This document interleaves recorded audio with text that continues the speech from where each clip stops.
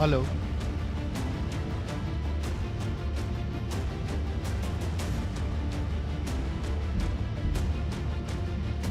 तो सेशन की शुरुआत अब से कुछ ही पलों में होगी। मंच पर खास मेहमान मौजूद हैं। पूर्व सीएम उत्तराखंड के हरीश रावत जी हमारे साथ मंच पर मौजूद हैं। इतने आप सभी से अनुरोध है कि आप जितने भी लोग इस हॉल में मौजूद हैं अपनी अपनी सीट्स पर बैठ जाइए, क्योंकि ये चर्चा खास होने वाली है।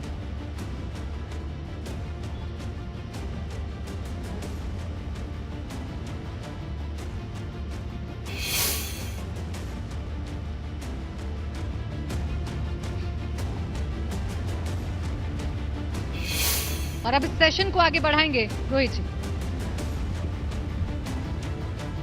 नमस्कार, एबीपी गंगा में आपका स्वागत है। मैं हूं रोहित सावल और देहरादून महाधिवेशन में एक बार फिर आपका स्वागत है। आज दिन भर हमने उत्तराखंड की तमाम सियासी हस्तियों से बातचीत की। उत्तराखंड के विकास पर चर्चा हुई, उत्तराखंड के भविष्य पर चर्चा हुई और अब हम अपने सत्र में मौजूद हैं और इस सत्र में आज के हमारे खास मेहमान हैं हरीश रावत जी। और हरीश रावत साहब किसी परिचय के मोहताज नहीं हैं। पूर्व मुख्यमंत्री हैं, पंजाब के प्रभारी हैं, राष्ट्रीय नेता हैं, प्रदेश के नेता हैं, जन नेता हैं। अब इससे ज्यादा मुझे नहीं लगता कुछ कहना बाकी बच गया। रावत साहब, आपका स्वागत है एबीपी गंगा में। एबीपी गंगा का बहुत आभारी हूं कि आपने अपने महाधिवेशन पर मुझे बुलाया और सारे एबीपी परिवार को बधाई देने का, शुभकामनाएं देने का सौभाग्य दिया। सबसे पहला सवाल देखिए, हरीश रावत साहब आज देहरादून में बैठे हैं। उत्तराखंड में चुनाव आने वाले, लेकिन एक बड़ी पंचायत सुलझा कर आए हैं पंजाब से। कांग्रेस में, पंजाब में नेतृत्व में, संगठन और सरकार में बड़ा बवाल चल रहा था रावत साहब। तो आप उत्तराखंड से गए और यहां की कुछ ठंडक आप पंजाब में ले गए, तो मामला अब शांत हो गया, ठंडा पड़ गया, क्या माना जाए? हाँ, जब मेरे पत्रकार दोस्त दिल्ली में मुझसे पूछते थे कि कब पंजाब का मामला सुलझेगा, तो मैंने कहा जैसे ही सावन की झड़ी प्रारंभ होगी तो आप पंजाब में सारा मामला शांत देखेंगे और सबको एकजुट देखेंगे। देखिए, वास्तविकता ये है कि उसमें मेरा कोई कमाल नहीं है। यदि कुछ कमाल है तो राहुल जी ने जो मंत्र दिया और जो बातें पंजाब कांग्रेस के वरिष्ठ नेताओं से कही, उसका असर था जी। और पंजाब कांग्रेस के नेताओं के मन में खुद ये भावना पैदा हुई कि 2022 हमारी तरफ देख रहा है और हमसे एक ऐतिहासिक अपेक्षा रख रहा है कि पंजाब में हम फिर से सरकार दोहराएं और कांग्रेस के लिए एक जीत का सिलसिला शुरू करें। तो जो अंदर की भावना थी उनकी, वो सबको एक मंच पर लेकर के आई और जिस दिन नए प्रदेश अध्यक्ष ने कार्यभार ग्रहण किया, पंजाब का सारा कांग्रेस का व्यक्ति, जिनमें भूतपूर्व अध्यक्षों से लेकर के सांसदगण, मंत्रीगण, विधायकगण, सब लोग अमरेंद्र सिंह जी के नेतृत्व में नए अध्यक्ष को शुभकामना देने के लिए पहुंचे। तो ये जो मैग्नानिमिटी दिखाई हमारे पंजाब कांग्रेस के नेतागणों के लिए, उसके लिए जरूर बिल्कुल, उसमें आपकी भूमिका भी बड़ी भूमिका रही हरदा आपकी। लेकिन अब ये बताइए कि पंजाब की पंचायत तो आपने सुलझा दी, लेकिन उत्तराखंड कांग्रेस का प्रदेश अध्यक्ष और उत्तराखंड में नेता प्रतिपक्ष कौन बनेगा, ये पंचायत तो दिल्ली में 15 दिन तक चली। देखिए, जब आप मानवीय संबंधों के मामले को सुलझाते हैं तो समय लगता है जी। लेकिन अनंतो गत्वा मामला सुलझा ना जी। अनंतो गत्वा एक निर्णय हुआ जिसको सबने स्वीकार किया और आपने देखा होगा जब नए अध्यक्ष आए तो ऐसा लगा कि सारा उत्तराखंड उमड़ घुमड़ करके उनके स्वागत के लिए एयरपोर्ट पे पहुंच गया। मुझे 2.5 घंटा एयरपोर्ट से बाहर निकलने में लगा और बल्कि डोईवाला पहुंचने तक 3.5 घंटे के करीब लग गया। तो ये जो जोश था, ये इसी का परिणाम था कि कांग्रेस जनों ने महसूस किया कि हमारे नेतागण अनंतो गत्वा एक साथ आए और एक फैसला हुआ।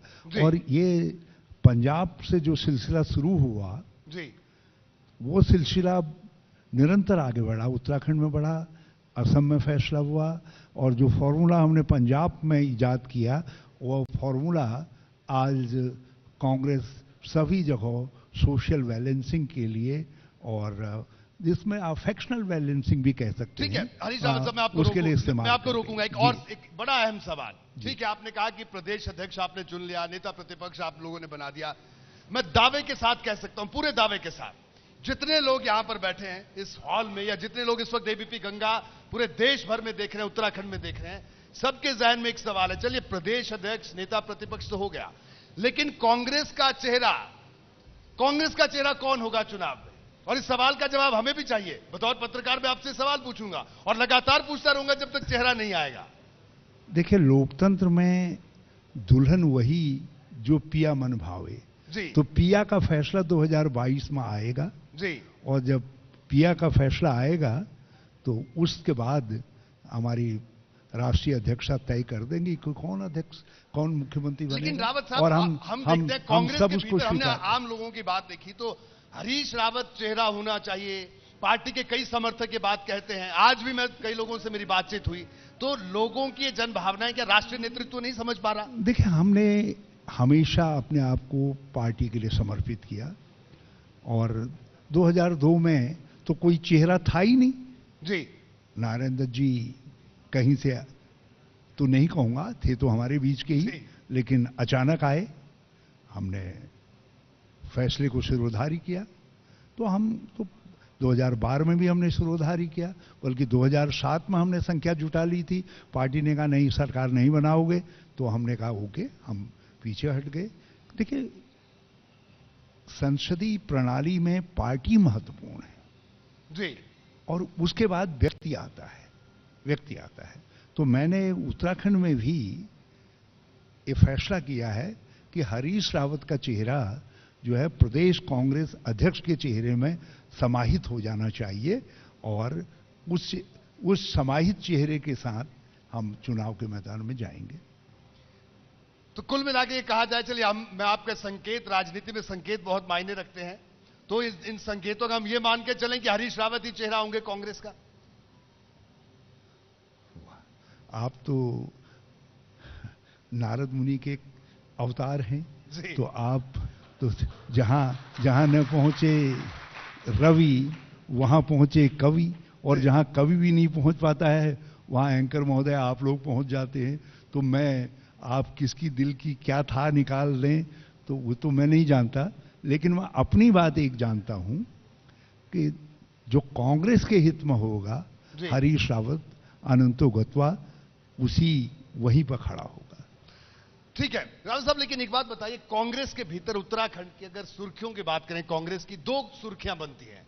एक तो हरीश रावत के दौरे, चाहे पहाड़ से लेकर मैदान तक, और दूसरी सुर्खियां उत्तराखंड कांग्रेस की गुटबाजी। ये दौरे वाली बात तो चलिए ठीक है, चुनाव में इसका आपको फायदा मिलेगा, लेकिन ये जो गुटबाजी है ये कब खत्म होगी, ये बताइए। हम लोकतांत्रिक पार्टी जी, भाजपा तो लोकतांत्रिक पार्टी नहीं है ना, वो तो फ्रेंचाइजी होल्डर हैं आरएसएस के, रेजिमेंटेड पार्टी हैं। लेकिन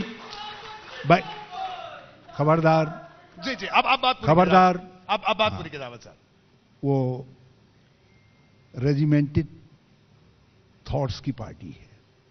वहां एक व्यक्ति का निर्णय सबको मान्य होता है। जी, वहां भी उत्तराखंड में तीसरा मुख्यमंत्री आ गया 4 साल में, बल्कि इनका बस चलता तो ये चौथा मुख्यमंत्री भी दे देते जो है। तो जब भाजपा जैसी पार्टी के अंदर ये स्थिति है तो उत्तराखंड छोटा राज्य है, छोटे राज्यों में अपेक्षाएं बहुत बड़ी होती हैं, कॉन्स्टिट्यूंसीज बड़ी छोटी होती हैं, व्यक्ति के अपने आधार राजनीतिक बदले हुए होते हैं, उनमें आकांक्षाएं रहती हैं। मगर हम लोकतांत्रिक पार्टी हैं, हमारे अंदर अलग अलग विचार आते हैं, मगर उन विचारों को अनंतोगत्वा हम एक बहस के बाद, एक स्थिति के बाद एक धारा में जोड़ लेते हैं, एक लक्ष्य की तरफ बढ़ते हैं। और यहां भी आप याद रखिएगा, कितने हमारे अंदर फ्रिक्शन हो, कुछ हो, मगर हमारा अंतिम लक्ष्य 2022 का चुनाव जीतना है और 2024 में राहुल गांधी जी को प्रधानमंत्री बनाना है। तो उसमें आप हरीश रावत को बड़ी दृढ़ता के साथ जो है पार्टी के निर्णय के साथ पाएंगे। ठीक है रावत साहब, ये बताइए, आपने कहा 2022 आपका लक्ष्य है, लेकिन आपके बहुत सारे साथी तो भारतीय जनता पार्टी में चले गए। हालांकि अब पुरानी बात हो गई, अब तो अगला चुनाव भी आने वाला है। क्या आपको उन साथियों की कमी नहीं खलती? क्योंकि देखिए रावत साहब, वो बड़े चेहरे थे आपकी पार्टी के, आज वो भारतीय जनता पार्टी के बड़े चेहरे बने हैं, तो क्या उनकी कमी महसूस नहीं होती? और क्या अगर कमी महसूस होती है तो उनको वापस लाने की कोई कोशिश होगी कभी? देखिए, पहली बात तो यह है, बड़ा चेहरा उनको कांग्रेस ने बनाया था जी, अदरवाइज वो इंपोर्टेड चेहरे थे, जी। वो इंडिजिनस चेहरे नहीं थे। कांग्रेस के मूल के साथ जिन लोगों ने 1990 से और उससे पहले से भी विपरीत परिस्थितियों में कांग्रेस का झंडा थाम करके रखा, वो कोई व्यक्ति विचलित नहीं हुआ, वो सब एकजुट रहे। लेकिन जो लोग आए, कांग्रेस से कुछ बने और उसके बाद उनको कुछ दूसरी जगह हरा हरा दिखाई दिया तो वहां चले गए। लेकिन लोकतंत्र के अंदर मेरा अपना मानना है, वैसे सुप्रीम कोर्ट ने उत्तराखंड के विषय में एक ऐतिहासिक फैसला देते हुए कहा कि दल बदल करने वाले लोग महापापी हैं, मगर मैं मानता हूं कि लोकतंत्र के अंदर दिल बड़ा होना चाहिए। यदि कांग्रेस भूमि में महापाप कैसे हो गया, फिर बताइए? हो गया, मन में किसी के दोष आता है, देवस्थान में भी जो है पाप आ जाता है, तो यहां भी लोकतंत्र के देवस्थान में कुछ लोगों के मन में पाप आ गया। बड़ी बड़ी थैलियां आई, यहाँ बड़ी बड़ी शक्तियां आई, बड़े बड़े प्रलोभन आए, तो उनका असर पड़ गया। लेकिन उस सब असर के बावजूद भी मैं आज कहना चाहता हूं कि हमारा दिल खुला हुआ है। यदि कांग्रेस के हित में मेरी पार्टी ये महसूस करेगी कि किसी को लेना है तो हरीश रावत बाहें फैला करके उसका स्वागत करेगा। मैं 2000 की उस कटुता को, जिस कटुता ने उत्तराखंड को बड़ा नुकसान पहुंचाया, हरीश रावत तो एक दिन तो भूतपूर्व सबको होना है, मैं तो भूतपूर्व हो गया। भूतपूर्व में भी अभूतपूर्व इसलिए हो गया कि सर कटा हुआ कोई मुख्यमंत्री दूसरी बार वापस नहीं बैठा। मैं देश के इतिहास में पहला मुख्यमंत्री हूं जो राष्ट्रपति शासन के बाद, बर्खास्तगी के बाद फिर से मुख्यमंत्री बना। तो लोकतंत्र के अंदर हमने एक मिसाल कायम कर दी। मगर इस सब के बावजूद जो है, मैं उस कटुता के इतिहास को भूल करके मैं चाहता हूं कि आगे की तरफ को देखें और आगे आज लोकतंत्र बचाने की लड़ाई है, संसदीय लोकतंत्र बचाने की लड़ाई है। तो उस लड़ाई में कोई जो है ये कह करके सॉरी भैया गलती होगी आता है, लोकतंत्र बचाने की लड़ाई में जुटता है, तो अभी आ जाएं, स्वागत है। तो चलिए, आपका कहना है कि कोई आना चाहे तो उसका स्वागत है, आप बाहें फैलाकर आप खड़े हैं, आपका ये कहना है। लेकिन ये बताइए रावत साहब, क्योंकि आप इसका जवाब बखूबी दे सकते हैं, आपने उत्तराखंड की, आप जिसे कहा जाए वेटरन आप लीडर हैं उत्तराखंड में। हम हिमालय की बात करते हैं, हम अपने प्रदेश की बात करते हैं कि हम हिमालय के प्रदेश से हैं, लेकिन हिमालय जैसी अडिग हमारे प्रदेश के मुख्यमंत्री की कुर्सी क्यों नहीं रह पाती, चाहे कांग्रेस की सरकार हो चाहे बीजेपी की सरकार हो? ये कौन से राज की बात है, बताइए। देखिए, हम पर यह आरोप नहीं लग सकता। 2002 से 2007 तक मेरे पास विधानमंडल दल में स्पष्ट बहुमत था जी, लेकिन उसके बावजूद भी हमने नारायण दत्त जी की कुर्सी को स्थिर रखा। 5 साल वो मुख्यमंत्री रहे। 2012 के अंदर विजय बहुगुणा जी को केदार और जो हिमालयी त्रासदी आई थी उसमें रिहेबिलिटेशन और बचाव में विफल रहने के कारण पार्टी ने हटाया जी, ये उनको हटाया जी, मुझको मुख्यमंत्री बनाया और मैंने अपना कार्यकाल पूरा किया जी। तो इसलिए कांग्रेस बीच में हटाती है ये नहीं है। भाजपा का इतिहास जरूर है। पहले मुख्यमंत्री बने नित्यानंद स्वामी जी, कुछ दिनों के बाद ये भगत जी को ले आए, फिर बने खंडूरी जी हैं जरूरी, लेकिन ले आए बाद में रमेश पोखरियाल जी को ले आए और फिर खंडूरी जी को ले आए। और इस बार त्रिवेंद्र थे, उन्होंने कहा त्रिवेंद्र तीर्थ नहाने नहीं जा सकते हैं, तीर्थ नहीं नहा सकते हैं, तो तीर्थ ही ले आए। और बाद में तीर्थ को भी कह दिया यार ये तो गलत तीर्थ हो गया, आप पुष्कर ले आए हैं, पुष्कर धाम जी। तो भाई ये खेल तो भाजपा जानती है, हम ये खेल को नहीं जानते। हम सिंपल बात जानते हैं, जो पार्टी का एक बार जिसको कह दिया हम उसके पीछे खड़े रहते हैं। और हमने नारायण दत्त जी के पीछे खड़े होकर के ये दिखाया, और इसका गवाह सारा उत्तराखंड है और सारा भारत है। ठीक है, बिल्कुल। हरदा, एक बात अपने दिल पे हाथ रख के आज बताइएगा। आपने वैसे तो कई बातें आप बताते हैं, बड़े खुले मन से आप हम लोगों से बात करते हैं। क्या वजह थी कि जब आपकी सरकार के जो मंत्री थे, सवाल पुराना है, कई बार पूछा गया होगा आपसे, लेकिन मैं चाहता हूं आज इस एबीपी गंगा के इस महाअधिवेशन में आज हरदा अपने दिल की बात जरूर करें। क्या वजह रही कि जो तमाम जो मंत्री थे आपके मंत्रिमंडल में, वो सब भाजपा में चले गए? ऐसी कौन सी बात थी जो हरदा मानने को तैयार नहीं थे, या ऐसा क्या था जो आप उनकी बात मानने को तैयार नहीं थे?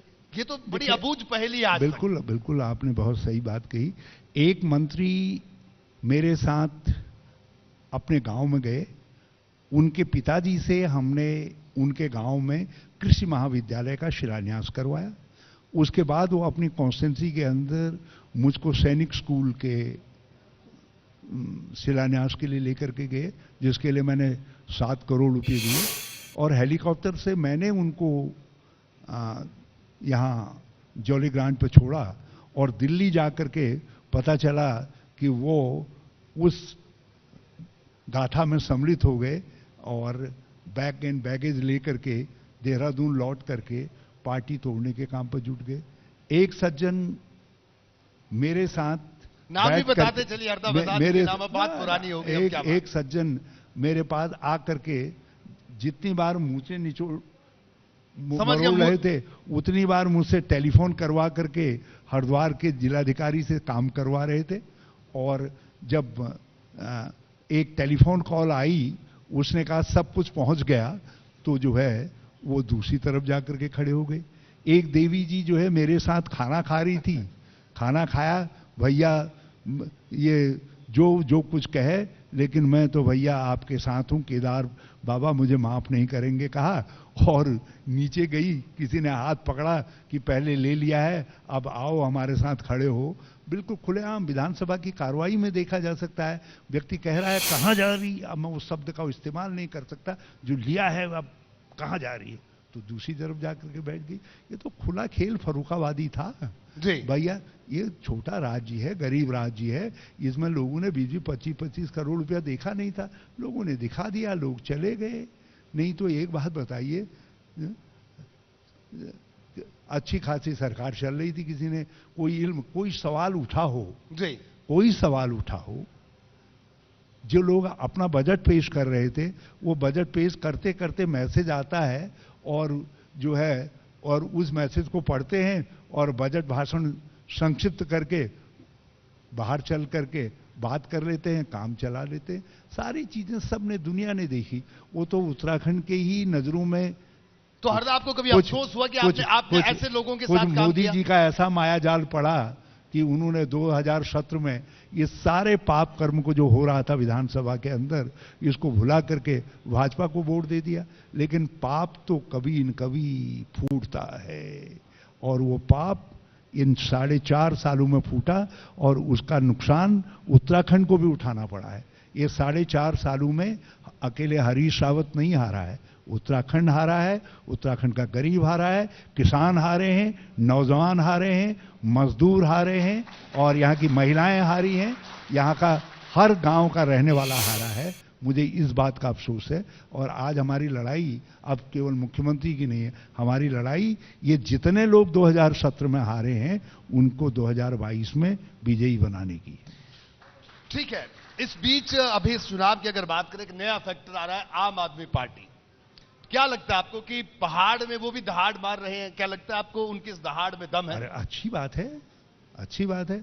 मैं तो कह रहा हूं कुछ लोग आए, दिल्ली की सुंदर उसको छोड़ करके, इस्तीफा दे करके यहाँ हमारे साथ कंधे से कंधा मिला करके राजनीतिक काम करें। यहाँ के डांडे कांडू में, गाड़ गधेरू में हमने 55 साल लगाए हैं जी।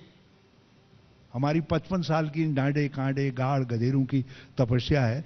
और लोग जो है एक म्यूनिसिपैलिटी के अंदर अपने घर से निकल करके शाम को जिस तरीके से कनॉट प्लेस में घूमने जाते हैं, उस तरीके से दिल्ली से आ करके यहाँ देहरादून में घूम करके जा रहे हैं और यहाँ कुछ बातें कर ले रहे। अरे जिस दिन इस उत्तराखंड की व्यथा को, गाड़ गधेरों की व्यथा को, यहाँ के डांडे कांडों की व्यथा को, यहाँ की गरीबी को, उत्तराखंड के लोगों की भौगोलिक परिस्थितियों को, यहाँ के सामाजिक परिवेश को, यहाँ के सांस्कृतिक परिवेश को वो समझ लेंगे, उस दिन हमसे बात करें।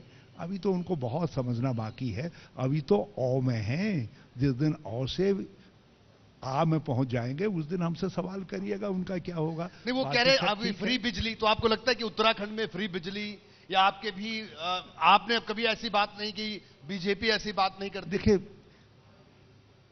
एक बात बताएं, दिल्ली में फ्री बिजली एक नारा है, मगर सबसे बड़ी महंगी बिजली दिल्ली के अंदर है। आप बताइए मुझे। जी। सबसे ज्यादा कॉमर्शियल बिजली भी सबसे ज्यादा महंगी है। 200 यूनिट से किसी का 1 यूनिट बढ़ जाता है तो उसे पूरी वसूलियां होती है। ये एक सर्टेन वोट बैंक बनाने के लिए ये नारा उछाला गया। उत्तराखंड के अंदर मैंने 14 घंटा बिजली मिलती थी जब मैं मुख्यमंत्री बना था जी। मैंने 14 घंटे की बिजली को 24 घंटे में बदला। यहां की बिजली हमेशा टिमटिमाती थी, उसमें पूरा पावर नहीं रहता था। मैंने फुल बिजली जो है दिया जो है, और मैंने बिजली के सिस्टम को सुधारा, और सिस्टम को सुधार करके तीनों कॉरपोरेशंस को मैं लाभ में लेकर के आया। और इसीलिए हल्द्वानी में आज से 2 साल पहले मैंने कहा, 1.5 साल पहले मैंने कहा, दोस्तों यदि हम आप सत्ता में आएंगे, हमने बिजली का सिस्टम इतना मजबूत किया है कि सत्ता में आने के 1 साल के अंदर हम 100 यूनिट बिजली फ्री देंगे, और जब दूसरा साल होगा तो हम 200 यूनिट तक बिजली फ्री देने की स्थिति में है, और उससे सिस्टम को कोई नुकसान नहीं होगा। लेकिन हमने ये सिस्टम को मजबूत करते हुए कहा, जिन लोगों ने उत्तराखंड के बिजली के सिस्टम को समझा नहीं, वो दान करने चले आए। नहीं, आपको लगता है कि आपके मैनिफेस्टो में भी ये तमाम बातें दादी अम्मा ने कमाई नहीं चौवन्नी और बांटने चली सारे मोहल्ले को जो है। हाँ, तो कैसे काम चलेगा? बहू के कमाई पर दान करने वाली सास जो है घर को ज्यादा दिन तक वो नहीं रख सकती। उत्तराखंड इस बात की हकीकत को समझता है। फिर उत्तराखंड के अंदर एक बात बताइए मुझे भाई साहब, मैं 3 साल मुख्यमंत्री रहा, मैंने इनको 2 मेडिकल कॉलेज खोल करके दिए और 4 मेडिकल कॉलेज में काम शुरू करके गया। मैंने इनको 26 डिग्री कॉलेजेस दिए। मैंने इनको पॉलिटेक्निक ITI का ऐसा इतिहास बनाया कि हिंदुस्तान में जनसंख्या के घनत्व के हिसाब से सबसे ज्यादा पॉलिटेक्निक ITI। मैंने 3 फ्लाईओवर बना करके गया। आप जरा सा दिल्ली का उनका इतिहास पूछ लीजिए। 1 medical college, 1 polytechnic, 1 ITI, 1 degree college, 1 flyover कुछ बनाया। जो शीला जी छोड़ गई वही है, वहीं पर है। भाई साहब ने कुछ ITI की बात की, भाई साहब ने कुछ बंद करवा करूंगा। ITI की बीजेपी के नेता यहाँ आए थे, उन्होंने कहा कि जब कांग्रेस की सरकार थी तो कांग्रेस की सरकार ने आखिरी साल में, आखिरी दौर में, उन्होंने इस शब्द का इस्तेमाल किया कि आपने ऐसी ऐसी जगह ITI खोल दिए जहां कमरा नहीं था, एक चपरासी था, वही टीचर हो गया, वही सब कुछ हो गया। यानी आपने भाई साहब मैं तो आई वॉश किया, यह आरोप लगाया। बिल्कुल ठीक कहा उन्होंने। मैं तो ऐसे जूनियर हाई स्कूल से पढ़ कर आया जहां एक मास्टर और टूटी हुई झोपड़ी में पढ़ करके हमने बोर्ड का इम्तिहान दिया, लेकिन आज वो जो है डिग्री कॉलेज है जी। उत्तराखंड ने अपनी गरीबी के साथ चीजों को बनाया, तरक्की करने का काम किया। हमने ITI खोले, वो ये तो कहते हैं ना खोले हरीश रावत ने, हमने खोले, संचालित किए, पूरा स्टाफ दिया, और इन्होंने संचालित करते हुए उनके लिए ये भवन नहीं बना पाए। अरे हम किराए के भवन में चला रहे थे, तुम भी किराए के भवन में चला लेते। हमको यदि 4.5 साल मिले होते तो आज सबके पास चमाचम भवन भी होते। बंद करने के बजाय हरीश रावत ने कुछ और जोड़ दिए होते। तो भैया इनसे कहो यदि शऊर नहीं है तो कभी हमसे अकेले में बात कर लें, हम बता देंगे कैसे धन जुटाया जा सकता है। तुम अपने डबल इंजन के खजाने से पैसा लेकर के नहीं आ पा रहे हो। मैं तो सिंगल इंजन वाला था, लेकिन उसके बाद भी कोई उत्तराखंडी मुझे बता दे, कोई मेरा विपक्षी बता दे कभी मैंने कहा हो कि उत्तराखंड के बाद आर्थिक संकट है, विकास के लिए पैसा नहीं है, तनख्वाह देने के लिए पैसा नहीं है। आज डबल इंजन की सरकार है, रोज पैसे का रोना लेकर के बैठते हैं। तो अपना अपना हुनर है हजूर। हाँ, तो एक बात बताइए, हम उत्तराखंड की बात करें, उत्तराखंड जब से बना तब से लेकर अब तक की अगर बात करें, अगर हम पहली एक दो सरकारों को अगर छोड़ूं तो मैंने बाकी बड़े करीब से सरकारों को देखा यहां पे। उत्तराखंड में सब नेताओं की और सब अधिकारियों की बात नहीं कर रहा हूं, लेकिन ज्यादातर नेता, ज्यादातर अधिकारी वो तो चमचमाती जिंदगी जी रहे हैं। ज्यादातर अधिकारियों का लाइफस्टाइल बहुत बेहतर है, लेकिन आज भी जो पहाड़ पर आम उत्तराखंड का व्यक्ति रहता है, आज भी अगर पहाड़ में जाए जिंदगी वैसी ही दुरूह है, आज भी वैसे ही है। हम गर्व करते हैं, ठीक है, हमारे पास केदारनाथ है, हमारे पास बद्रीनाथ है, हम भगवान भरोसे हैं, हमारे पास हिमालय, हम इस पे गर्व करें, गर्व करना चाहिए। लेकिन हमारे पास भारतीय जनता पार्टी, कांग्रेस पार्टी, आम आदमी पार्टी, XYZ सारी पार्टियां भी हैं। उन लोगों ने क्या किया हरदा, ये सवाल भी तो है। जी बिल्कुल, आपने सही सवाल किया। मैं जब 2014 में मुख्यमंत्री बना, मेरे सामने दो लक्ष्य थे। एक तो जो बर्बाद टूटा फूटा उत्तराखंड है, इसको पुनर्व्यवस्थित करना, यहाँ की अर्थव्यवस्था को पटरी में लाना, और दूसरा मैंने ये लक्ष्य तो मुझको सोनिया जी ने सौंपा था, लेकिन दूसरा लक्ष्य मैंने इस धरती को छूते वक्त कहा था कि मैं यहाँ के गरीब को आर्थिक अधिकारिता दूंगा, महिलाओं को आर्थिक अधिकारिता दूंगा। और उत्तराखंड देश के अंदर पहला राज्य है जिसने पेंशन को अपने कमजोर नागरिक का अधिकार बनाया। मैंने 60 साल से ऊपर के वृद्ध, महिला, विकलांग, कारीगर, बाजीगर, जो है ओड़, मिस्त्री, जगरिया, डंगरिया, पुजारी, किसान, सबके लिए नई मैंने 18 प्रकार की नई पेंशनें शुरू की, जिनमें बौना पेंशन से लेकर के परित्यक्ता महिला के लिए भी पेंशन है, आदि सब पेंशनें सम्मिलित है। मैंने कहा राज्य का लक्ष्य अपने गरीब और कमजोर नागरिक तक जितना है उसको पहुंचाना है, जिसको पहुंचाना है। और आप एक बात आश्चर्य करेंगे, एक बार मैं एक दिन का मुख्यमंत्री भी बना ना राष्ट्रपति शासन के दौरान, जो मैंने फैसला लिया अपने मंत्रिमंडल की बैठक में उस दिन, वो फैसला इस बात का था कि किस तरीके से गरीबों की पेंशन और बढ़ाई जा सकती है। उसमें मैंने 3 तरीके की नई पेंशनें और इंट्रोड्यूस की। तो देश के अंदर सर्वाधिक प्रकार की और सर्वाधिक पेंशन देने वाला राज्य उत्तराखंड था। और किसान के लिए आज भी जो मैंने गन्ने का मूल्य निर्धारित किया, जो मेरे समय में दिया गया, वो आज भी हाईएस्ट है, जबकि हरीश रावत को गए हुए विदा हुए 4.5 साल बीत चुके हैं। तो हमने एक और सुन लीजिए, मेरे मुख्यमंत्री बनते वक्त केवल 73,000 रुपया पर कैपिटा इनकम थी। मैं उसको बढ़ा करके 1,73,000 में छोड़ करके गया। मैंने जीडीपी की विकास दर को 13% पे लेकर के गया। मैंने बेरोजगारी की वृद्धि दर, जो मेरे आते समय 13% वार्षिक थी, उसको घटा करके 2.5% पर लाया। मैंने 32,000 लड़कों को सरकारी नौकरियों में भर्ती करने का काम किया, जिसमें 1,000 महिलाओं को, लड़कियों को पुलिस कांस्टेबल भी बनाने का काम किया। और यही नहीं किया, मैंने राज्य के कोष को भरने के लिए जो राजस्व वृद्धि दर थी, कर्नाटक के बाद सर्वाधिक राजस्व वृद्धि दर का राज्य बना करके गया। उत्तराखंड वालों को अच्छा नहीं लगा। मैंने कहा ना, दुल्हन वही जो पिया मन भावे। आप उनको, उत्तराखंड वासियों को मेरा ये जर्जर पहाड़ी फेस अच्छा नहीं लगा, तो चमकीले फेस वालों को ले आए। फेस तो आपका दिन ब दिन चमक रहा है। अब मैं क्या कर सकता था, लेकिन ले आए। तो हमने कहा भाई तुमको भी मुबारक हो। एक आखिरी सवाल अब आपसे, एक आखिरी सवाल। नए मुख्यमंत्री बने हैं प्रदेश के और 22 का चुनाव सामने है। जो आपने कहा कि ये, आपने तो कहा कि जर्जर पहाड़ी फेस, लेकिन ये इस उम्र में भी अनुभव की चमक से चमक रहा है आपका चेहरा, और चमक हम लगातार बढ़ती हुई देख रहे हैं। और दूसरी तरफ युवा मुख्यमंत्री, क्या कहेंगे, किस तरह की टक्कर होगी और क्या कहेंगे युवा मुख्यमंत्री के लिए आप प्रदेश के? देखिए, व्यवस्थाएं समझ से और उत्साह से चलती हैं, भावनाओं से चलती हैं, सोच और सिद्धांतों से चलती हैं। यदि सोच, सिद्धांत, उत्साह, भावना और समर्पण में मैं किसी भी युवा से कम हूं तो कोई मेरे साथ दौड़ करके देख ले। यदि मैं भाजपा के 20-25 साल के धावक को पछाड़ न दूं तो मेरा नाम हरीश रावत नहीं।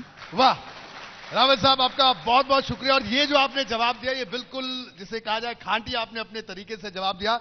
तो कुल मिलाकर हरीश रावत साहब का कहना है कि उन्होंने ये कहा कि प्रदेश के मुख्यमंत्री भले युवा हैं, लेकिन उनका कहना है कि वो भी किसी से कम नहीं है। किसी 25 साल के सियासी धावक के साथ इनको दौड़ा कर देख लिया जाए, वो उसको पछाड़ देंगे। तो कुल मिलाकर हरीश रावत का साफ तौर पर यह कहना है कि 22 की जंग जबरदस्त होगी और पूरे दमखम के साथ 22 की जंग लड़ेंगे। राम साहब का बहुत बहुत शुक्रिया। बीपी गंगा से बहुत बहुत धन्यवाद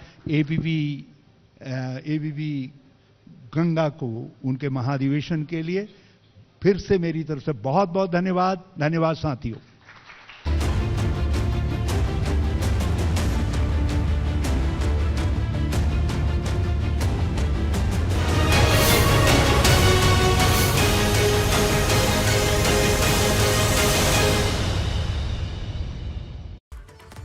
महाधिवेशन प्रेजेंटेड बाय LIC जिंदगी के